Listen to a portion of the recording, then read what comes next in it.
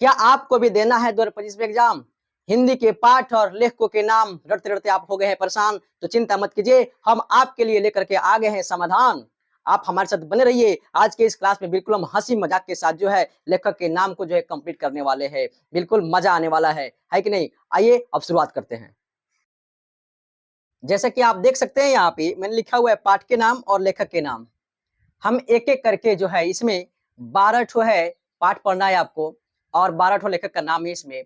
हम एकदम कहानी के माध्यम से बिल्कुल भोजपुरिया स्टाइल यानी आप कह सकते हैं देहाती स्टाइल, यानी कहने का मतलब है इसमें किसी को कुछ बुरा नहीं मानना है, किसी का नाम भी लिया जा सकता है कि नहीं?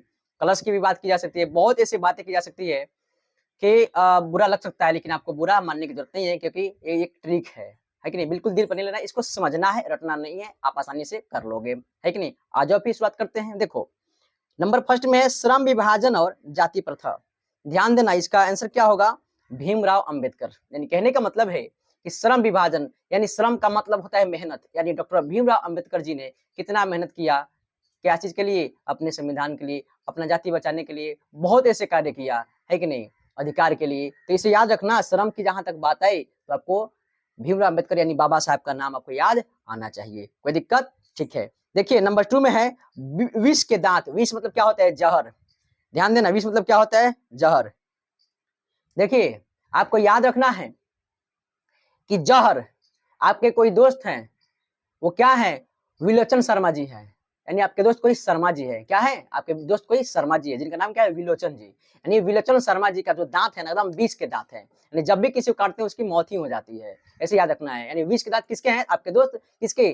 तो विलोचन शर्मा जी के। तो आप विलोचन शर्मा जब याद रखोगे यानी टाइटल उसका शर्मा याद रखोगे तो सीधी सी बात है कि आप ऑप्शन को टिक कर सकते हो। वहाँ पे ऑप्शन करके आनी है, पूरा डिटेल आपको नहीं पूछने वाला है कोई, है कि नहीं? हाँ, वहाँ पे जो आपको ऑप्शन टिक करके आनी है। इसलिए आप याद रखना विष के दांत क्या है? तो विलोचन शर्मा यानी नलिन विलोचन शर्मा आपका ऑप्शन नंबर जो भी आएगा मार सकते हैं, कोई दिक्कत? आइए थर्ड नंबर। थर्ड नंबर में है कि भारत से हम क्या सीखे? देखिए इसका आंसर होगा मैक्स मूलर। तो आपको मैक्स याद रखना है, मैक्स। देखिए ज्यादा मैं बात नहीं करूंगा, हंसी आ रही है। मैक्स, आप फ्री फायर खेलते हो कि नहीं? मैक्स पर खेलते हो कि नहीं खेलते हो? अरे खेलते हो, झूठ क्यों बोल रहे हो? कमेंट में करो तो खेलते हो नहीं गेम? खेलते तो जरूर होगे, आजकल कौन बच्चे नहीं खेल रहे हैं? लगभग मैं बात करूं तो मेरे हिसाब से लगभग हम खुद आंखों से देखे अपने, लगभग 60-70% बच्चे जो है फ्री फायर खेलते हैं। चलिए आप नहीं खेलते हो तो अच्छी बात है, लेकिन मैक्स उनको बहुत पता होगा, वो जल्दी से याद कर लिए होंगे, है कि नहीं? मैक्स, मैक्स लेवल पर कोई खेलता है कि नहीं? यानी समझिएगा, यानी ऐसे समझिए कि भारत से हम क्या सीखे? तो मैक्स सीखे। मैक्स मतलब मैक्सिमम। आपको मैक्सिमम याद करना है। मैक्सिमम मतलब होता है बहुत अधिक, यानी मैक्सिमम। भारत से क्या सीखे? बहुत ज्यादा सीखे। बहुत ज्यादा अंग्रेजी क्या कर सकते हैं? मैक्सिमम यानी मैक्स याद कर सकते हैं। यानी अगर पूछा जाएगा भारत से हम क्या सीखे, आपका आंसर होना चाहिए मैक्सिमम, यानी मैक्स। जहां मैक्सिमम यानी मैक्स आ रहा है, आपका मैक्स ऑप्शन होना चाहिए। यानी भारत से हम क्या सीखे? तो मैक्सिमम यानी मैक्स मूलर। वहां पे मैक्स जो ऑप्शन होगा यानी मैक्स में जो ऑप्शन होगा ना उसमें आप लगा सकते हैं मैक्स मूलर। 100% सही होगा। मैक्स मूलर की जगह पर मैक्स कूलर नहीं देगा, इसको ध्यान रखिएगा, मैक्स मूलर ही होगा, है कि नहीं? देखिए 4 नंबर में क्या करा है? नाखून क्यों बढ़ते हैं? बुरा नहीं मानना, ये देखना आजकल। देखिए मेरी तो नाखून है ही नहीं ज्यादा बढ़ा हुआ, है कि नहीं? और आप भी चेक कर लो अपना। लेकिन एक बात तो है, लड़कियों सबका नाखून जो है ना इतना बड़ा-बड़ा होता है, आप देख सकते हो, है कि नहीं? और है भी। आप लड़कियाँ बुरा नहीं मानना, मैं याद करने के लिए बता रहा हूँ।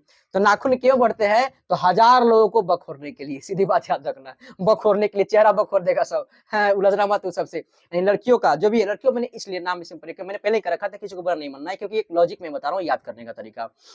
यानी नाखून क्यों बढ़ते हैं? तो हजार लोगों को बखोरने के लिए, समझ जाइए। तो हजार जैसे याद आ गया आपको, तो उससे याद आना चाहिए आपको हजार से हजारी प्रसाद द्विवेदी। क्या याद आनी चाहिए? तो हजारी प्रसाद द्विवेदी, है कि नहीं? यानी नाखून क्यों बढ़ते हैं? तो हजार लोगों को बखोरने के लिए, यानी हजारी प्रसाद द्विवेदी आपका ऑप्शन होना चाहिए। आप आसानी से कर सकते हो। मजा आ रहा है कि नहीं आ रहा है? कमेंट करो तो।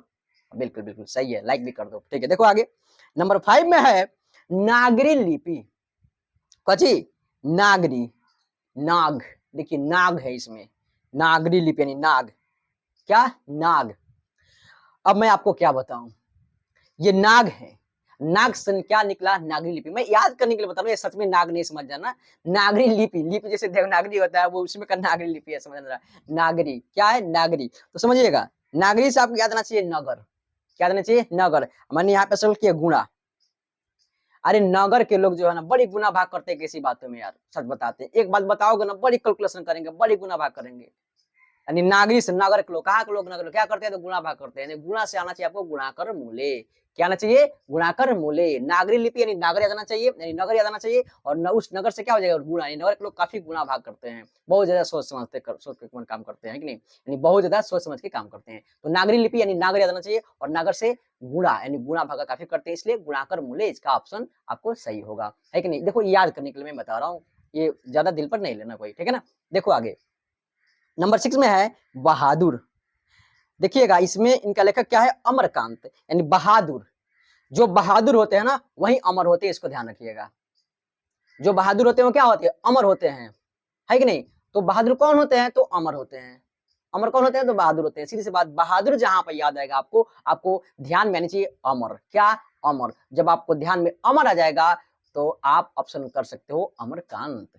अमर शांत तो नहीं देगा इसमें, अमरकांत ही देगा, है कि नहीं। तो आपको ऑप्शन टिक करनी है, आप ऑप्शन आसानी से टिक कर सकते हो। यानी बहादुर बताओ क्या होगा अमरकांत। अब चलो रिपीट कर लेते हैं थोड़ा सा, जरा बताओ श्रम विभाजन और जाति प्रथा क्या होगा तो भीमराव अंबेडकर, ठीक है ना। 20 के दांत तो मैंने क्या बताया था, 20 के दांत विलोचन शर्मा जी का 20 के दांत, तो नलिनी विलोचन शर्मा याद आना चाहिए। आगे देखो भारत से हम क्या सीखे, तो भारत से हम तो मैक्सिमम सीखे थे, मैक्सिमम मैक्स याद है तो मैक्स मूलर होना चाहिए। देखो आगे है नाखून क्यों बढ़ते हैं, तो मैंने बताया अभी भी 1000 लोगों को बखोरने के लिए, यानी कहने का मतलब है कि फेस बखोरने के लिए, यानी हजारी से क्या आना चाहिए आपको, 1000 से क्या देना चाहिए आपको हजारी प्रसाद द्विवेदी। आगे देखिए नागरी लिपि, नागरी मैंने बताया नगर, नगर में के लोग क्या करते हैं गुणा भाग ज्यादा करते हैं, यानी गुणाकर मूल्य हो जाएगा।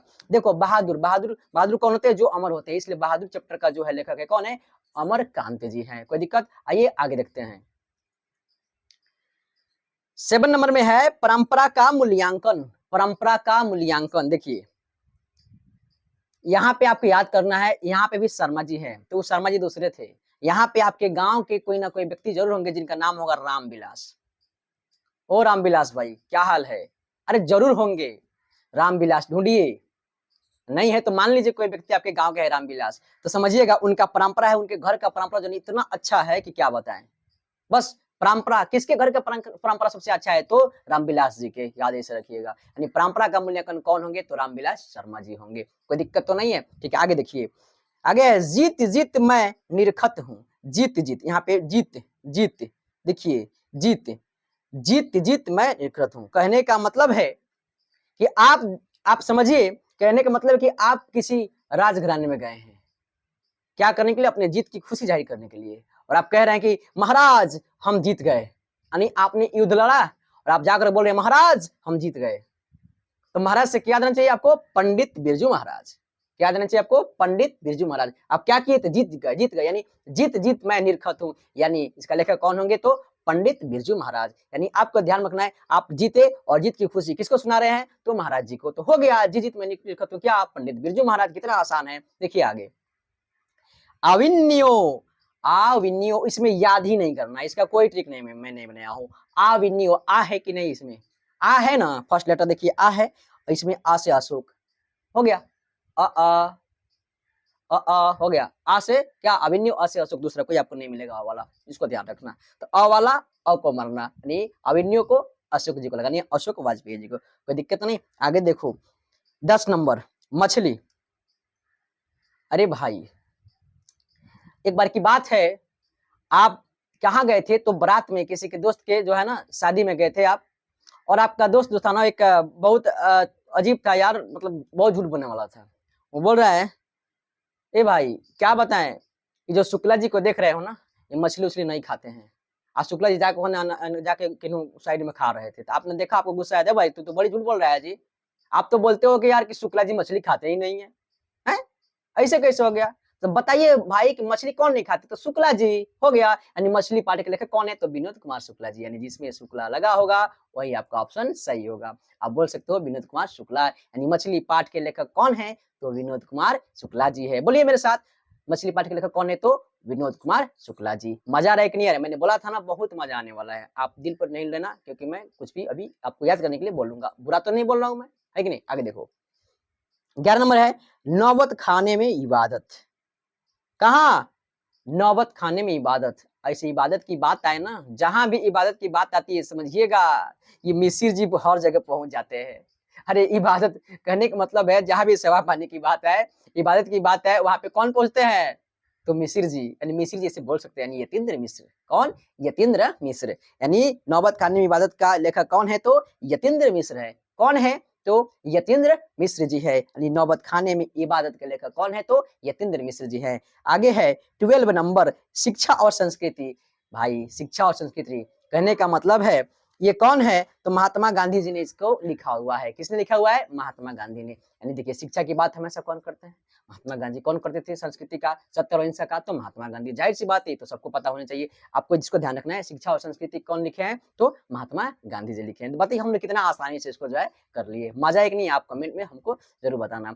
अब देखो मैं चाहूँ तो अभी भी यहाँ पे रिपीटेशन करा सकता हूँ, लेकिन टाइम ज़्यादा हो जाएगा, है कि नहीं? तो एक काम करो, आप इसको रिवीजन कर लो, इस पार्ट का नाम लिख लो और अपना मन से जो है ना याद करके जितना मैंने स्टोरी बताया उसके अनुसार से लेखक का नाम जो है साइड में आप लिख के और मैच कर लो। इसका पीडीएफ भी आपको जो है हमारे चैनल के लिंक में दे दिया गया है। कहाँ वो अपलोड होगा? तो टेलीग्राम में, एंड टेलीग्राम चैनल पर अपलोडेड है कि नहीं? आप जाकर वहाँ से डाउनलोड भी कर सकते हो। ओके, कोई दिक्कत? मिलेंगे अगले क्लास में। आप कमेंट कीजिए, बहुत सारा कमेंट कीजिए, आपको कौन सा चैप्टर पढ़ना है, कौन से चैप्टर आपको दिक्कत होती है, मैथ, जो भी आपका जो भी प्रॉब्लम होती है, मैं उस चैप्टर को लेकर के आ जाऊंगा आपके कमेंट के अनुसार। तो मिलते हैं अगले क्लास में आपके कमेंट के अनुसार के वीडियो के साथ। तब तक के लिए जय हिंद, मस्त रहिए, स्वस्थ रहिए, पढ़ते रहिए, तैयारी करते रहिए।